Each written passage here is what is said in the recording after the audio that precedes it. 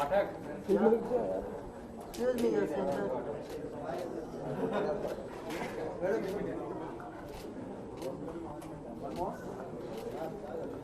और कौन है?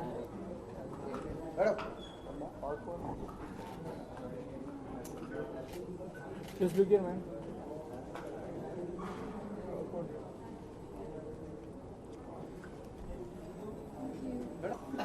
Sanovar, please come here.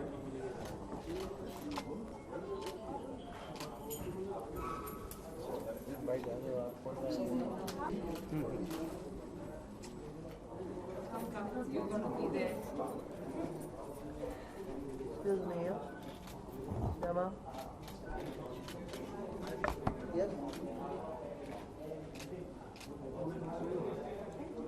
हाँ सत्या जी सामने सामने मैडम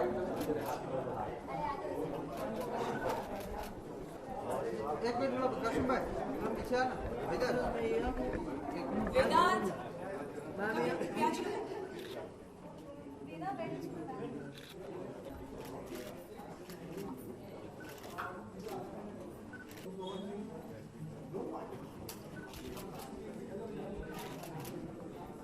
या मैं भैया थोड़ा क्लोज में मैं भैया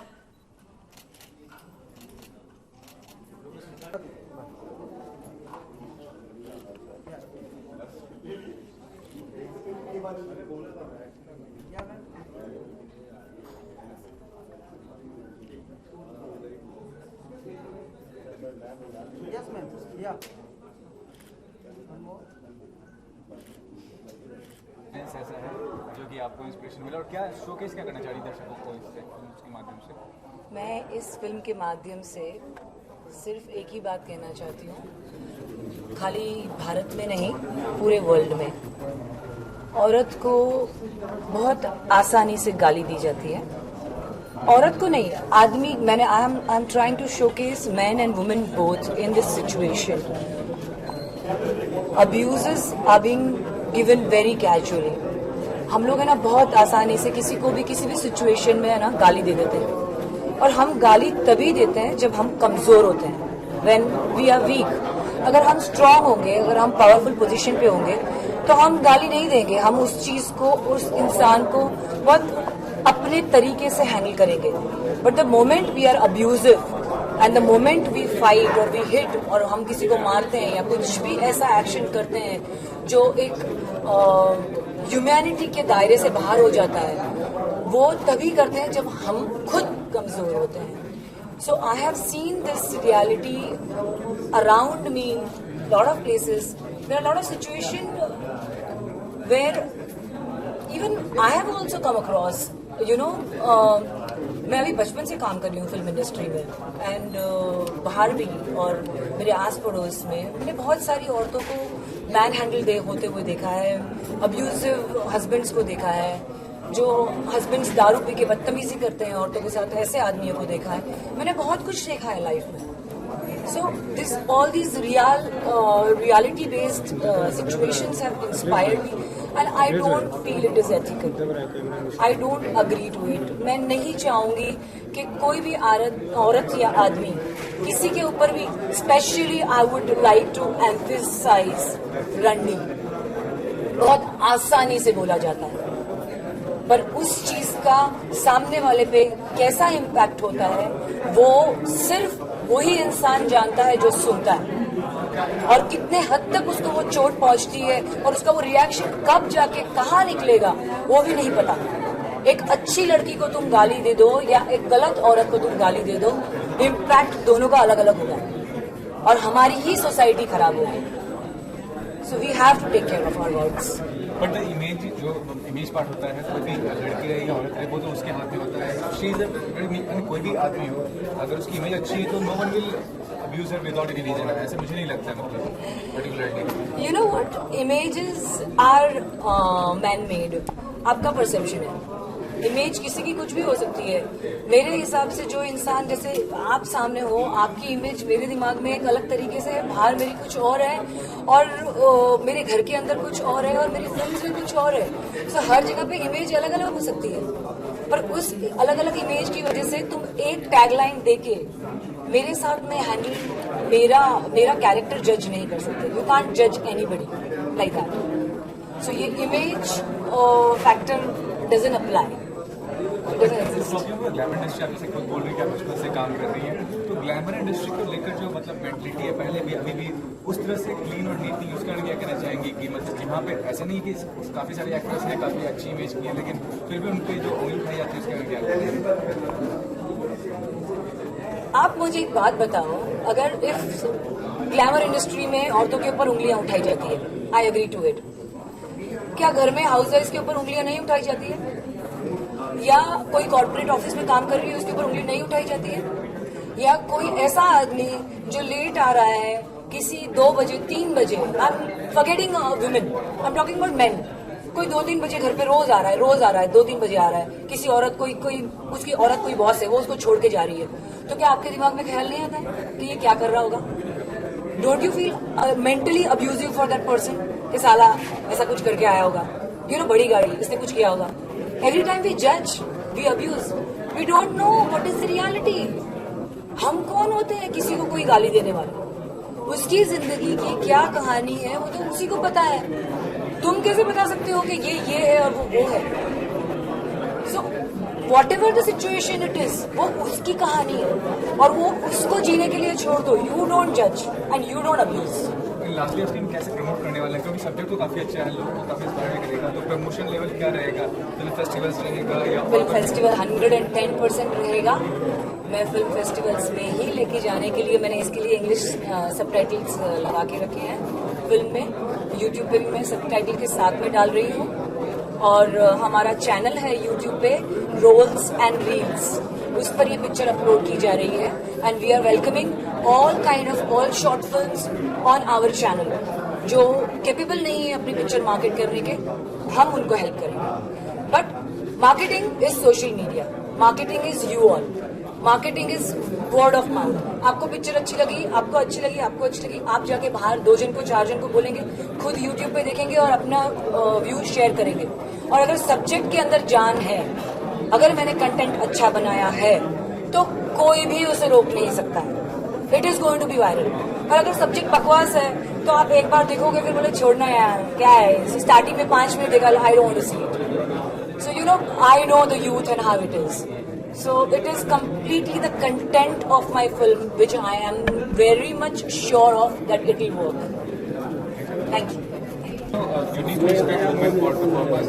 Any relation, अगर कोई भी रिलेशन है आपको तो जरूरी है कि आप रिस्पेक्ट करें लोगों को, क्योंकि वो एक इन्फ्लुएंस छोड़ता है सोसाइटी में. क्या इस फिल्म के माध्यम से किस तरह से आपको मतलब इंस्पायर करना चाहिए लोगों को? मैं शुरुआत करूंगा वुमेन्स के लिए. हम बोलते हैं कि लेडीज फर्स्ट, पर क्या हम उस चीज़ को मानते हैं? लेडीज फर्स्ट का मतलब क्या होता है? कभी भी आप लेडीज को बोलते हैं कि आप पहले आइए, या ये काम लेडीज को नहीं करना है, या आप आपकी वाइफ के साथ जा रहे हो, सिस्टर के साथ जा रहे हो, बीवी के साथ जा रहे हो, वो 1 kg का लिफाफा भी अगर उठा के जा रही होंगी तो आप बोलेंगे नहीं हम उठाएंगे. So it's a respect, you know, it's a respect towards your family, your wife, your mother और एनीबडी, एनी वुमेन. तो मुझे ऐसे लगता है कि ये फिल्म एक जो कैरेक्टर ये है कि तीनों उलझे हुए हैं अपनी अपनी जिंदगी में. Nobody is content. जिस किसी के पास कुछ भी है वो उससे संतुष्ट नहीं, उससे बाहर निकलने के लिए वो फिर गलत रास्ते अपनाता है. और जो विमेन का खास तौर पे हमारे हिंदुस्तान में जो डिसरिस्पेक्ट हो रहा है, या कानून बड़े कमज़ोर हैं, और जो निजी तौर पे हम सोचते हैं कि यार ऐसा होना चाहिए औरतों के लिए, पर इम्प्लीमेंट होता है नहीं होता है, कितना क्या हो पाता है, गवर्नमेंट क्या करती है, लॉज क्या बन रहे हैं. बट ये फिल्म हटा दे, सब गवर्नमेंट के उसको हटा दें. हम सिर्फ अगर हम इस फिल्म की बात करें तो ये एक इंसान की सोच है कि वो एक्चुअली चाहता क्या है, और वो बड़े आसानी से किसी को कुछ भी बोल देते हैं. खासकर औरतों को हम गाली दे देते हैं, या हम बड़े आसानी से उनको ये पॉइंट आउट कर देते हैं कि तुम पैसों के लिए सोती हो, या कोई भी गंदा नाम उसके लिए यूज़ किया जाता है. तो यही सेम चीज़ मर्द भी तो करते हैं, बट कोई उनको पॉइंट आउट नहीं करता. वाई? बिकॉज दे आर मर्द. क्योंकि ये मर्द प्रधान देश है या मर्द प्रधान सोसाइटी है, तो इसका मतलब ये नहीं कि आप किसी भी औरत को कभी भी उठ के कुछ भी बोल दो या कोई भी गाली दे दो या कोई भी ऐसा अपशब्द बोल दो जो एक औरत के लिए अपमानजनक है। सो इस फिल्म के माध्यम से हमने यही समझाने की कोशिश की है कि आप भी उतने ही जिम्मेदार हो एज अ मर्द जितनी की औरत, और गलती एक की नहीं है। मैं ये मानता हूँ कि गलती खाली औरतों की या मर्दों की नहीं, दोनों की कहीं ना कहीं गलती है सोसाइटी समाज। जो काफ़ी एक्सप्रेसिव है, मतलब वो आपके डायलॉग डिलीवरी वो ज़्यादा नहीं है, लेकिन जो एक्सप्रेसिव आपने किया जैसे कार में जो सीन है, किस तरह से अपने आपको मतलब प्रिपेयर किया था स्टोरी के लिए? इसमें काफ़ी सारे शेड्स थे इस आदमी के, क्योंकि वो अपनी बीवी को छोड़ के किसी और से प्यार मांगने जाता है और वो प्यार पूरी तरह उसको मिलता नहीं है और बीच में रह जाता है। तो वो बेइज्जती झेलना और बीवी का उसका मतलब बीवी भी है, उसको भी देखता है पर उसके साथ नहीं है, होते हुए भी साथ में नहीं है। हाँ, तो वो एक्चुअली अपनी बीवी को रिस्पेक्ट नहीं करता। सबसे पहले तो वो अपने आप को रिस्पेक्ट नहीं करता और कहीं ना कहीं ये बात उसको मालूम है। और जब वो अपनी बीवी को लास्टली डिसरिस्पेक्ट बहुत ज़्यादा करता है और कहीं से बेइज्जत होके आता है, तो ये बहुत सारे शेड्स थे इसमें जो करने के लिए मेरे को बहुत जोन में जाना पड़ा। आरती से काफ़ी बहसबाजी भी होती थी सेट पे कि ऐसा क्यों होगा, या ऐसा मैं कन्विंस नहीं हो पा रहा हूँ कि ऐसा क्यों मूव देना चाहिए या क्या होना चाहिए। सो वी हैड लाइक मतलब बहुत बार हमारा बहुत बहस हुआ शूट के दौरान, बट एट दी एंड मेरा कैरेक्टर निकल के आया। मैंने पूरी जस्टिस करने की कोशिश की है। इसके अलावा और प्रोजेक्ट काम करने मेरा एक फिल्म था गेम ओवर जो आज ही रिलीज होने वाला था, वो पुश हो गया डेट उसका, और मैं एक और फिल्म कर रहा हूँ जो अलर्ट है उसका नाम, बट उसका लास्ट शेड्यूल बाकी है।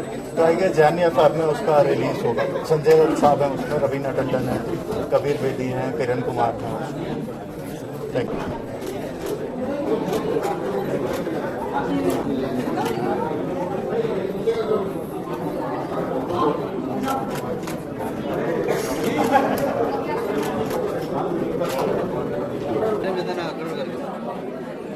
आजा मार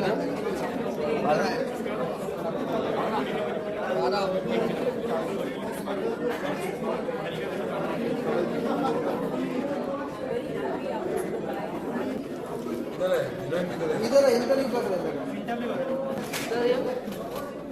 या बिंदु बस इधर देखिए। आरती जी इंटरव्यू हो रही है। बिंदु साहब एक और बिंदु साहब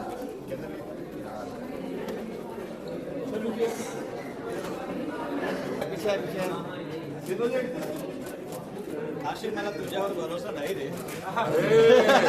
असं नाही सांग. हे गाणं कभी बंद करो इसको. मैडम इधर सामने उधर सर आरती है।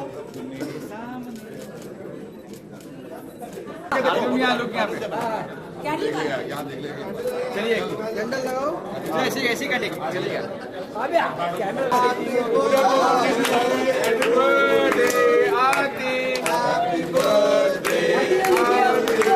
हम लोग ऊपर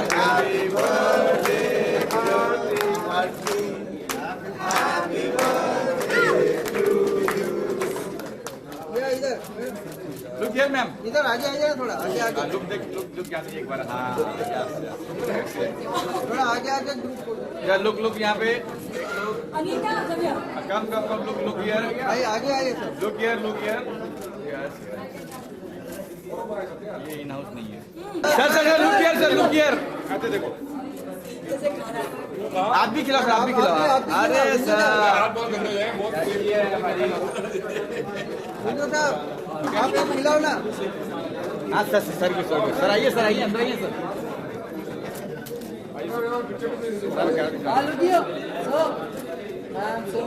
क्या करना चाहिए और कहाँ तक ये इंस्पायर करेगा?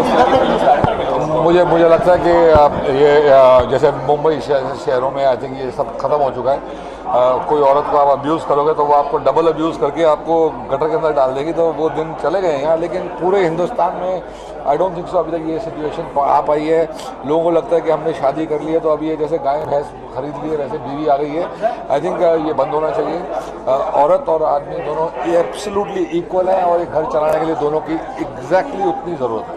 लेकिन आप इंडस्ट्री में थे, जिससे इंडस्ट्री में ट्रीटमेंट कैसे मिलते हैं जनरल पेशेंट? नहीं बिल्कुल इंडस्ट्री में आई थिंक ट्रीटमेंट एकदम फेयर है औरतों का और आदमियों का। इवन जो लड़कियां काम करती हैं, डांसर्स हैं, जूनियर आर्टिस्ट हैं, सबको एब्सोल्युटली इक्वल है। आई थिंक पूरा इंडिया में आई थिंक बहुत फ़र्क आ रहा है और सबको समझ में आ रहा है कि जो औरत है उसकी जो पावर है वो बहुत ज़्यादा है। यानी उम्र में तो औरत काम पे भी जाती है और फिर घर भी संभालती है। जब वो घर पे आती है तो हम उनको समझाना पड़ता है कि भाई तूने काम ऑफिस में चाहे जो भी किया, घर में तू बीवी भी है, माँ भी है, तो वो बेचारी को डबल काम करना पड़ता है। आई थिंक वो है भी सुपीरियर स्ट्रॉन्गर सेक्स। हम आदमी लोग उनको थोड़ा स्पेस देना चाहिए और उन्हें जो करना है वो करने देना चाहिए। ऑन अ लाइटर नोट, जो बिग बॉस चल रहा है, कितना फॉलो कर रहे हैं आप इस साल के बिग बॉस? बिग बॉस मैंने एक स्टार्टिंग में ट्वीट मारा था कि पड़ोसी बजाएंगे 12 था, पड़ोसी तो एकदम उनके 12 बज गए, एकदम लल्लू निकले सारे के 4 पड़ोसी। औरतें बजाएंगी 12 चल रहा है बिग बॉस 11, औरतें बजाएंगी 12। औरतें बड़ी खतरनाक है इस बिग बॉस के अंदर। शिल्पा, हीना और अर्शी आई थिंक बहुत डेंजरस हैं ये तीन, बहुत सॉलिड चल रहा है। लेकिन सर फिर भी टीआरपी नहीं है बिग बॉस शो के। नहीं, आपको समझना पड़ेगा 1.7 टीआरपी 10:30 बजे रात को कंटिन्यूस है बिग बॉस की। और बिग बॉस ऐसा शो है कि पूरा हिंदुस्तान देखता है। मुझे नहीं लगता कि इससे ज़्यादा कोई शो को देखा जाता है। अब वूट ऐसी चीज़ है कि वूट पे हम अगले दिन देख पा रहे हैं। पहले क्या होता था, बिग बॉस 10:30 बजे देखते थे, अब मैं 10:30 बजे नहीं देखता। कई बार नहीं देखा तो नहीं देखा, अगले दिन सुबह लगाया तो वूट पे चालू हो रहा है। पहले ऐसा नहीं होता था, निकल गया तो बिग बॉस वापस आता ही नहीं था, तो टीआरपी ज़्यादा होती थी। पर आई थिंक बिग बॉस से ज़्यादा व्यूड कोई शो और इंडिया में नहीं है। फिर पद्मावती को लेकर जिस तरह से उसका विरोध किया जा रहा है, तो आप उसके सपोर्ट में देखो, ये आई थिंक बहुत ही वाहियात स्टेटमेंट्स आ रही हैं पद्मावती को लेके कि हम नाक काट देंगे, कान काट देंगे, 5 करोड़। तो ऐसे लोगों को आई थिंक बहुत रॉन्ग है, सोच समझ के बात करनी चाहिए। पिक्चर देखने से पहले ही आप शुरू हो जाते हैं कुछ भी बोलना, आई थिंक बहुत रॉन्ग है। पद्मावती अगर पिक्चर बनाई जा रही है तो आई थिंक पद्मावती जी जो उनकी जो वो रियल में थी, तो उनकी आत्मा जो है उनको खुशी मिलेगी कि उन्हें वापस याद किया जा रहा है। इतने बड़े पैमाने पे लाया जा रहा है, उसका ट्रेलर देख के लगता है कि बड़ा ग्रेट फिल्म वो होगी। तो पहले ही आप उसको दबाने लग जाएं और उसके बारे में रॉन्ग बोलने लग जाएं, बोले बैन होनी चाहिए, आई थिंक ये बहुत गलत है। अगर पिक्चर में कुछ गलत होगा तो ऑब्वियसली बात है कि वो पिक्चर फिर लगनी नहीं चाहिए। लेकिन उनका ये था कि जब मैं पोस्टर लॉन्च करूंगा या ट्रेलर लॉन्च करूंगा तो आपको बताऊंगा। हाँ। और वो बता नहीं रहे, आखिर में आप नहीं, उनने सेंस, देखो आपको समझना पड़ेगा, इंडिया के अंदर एक सेंसर बोर्ड है।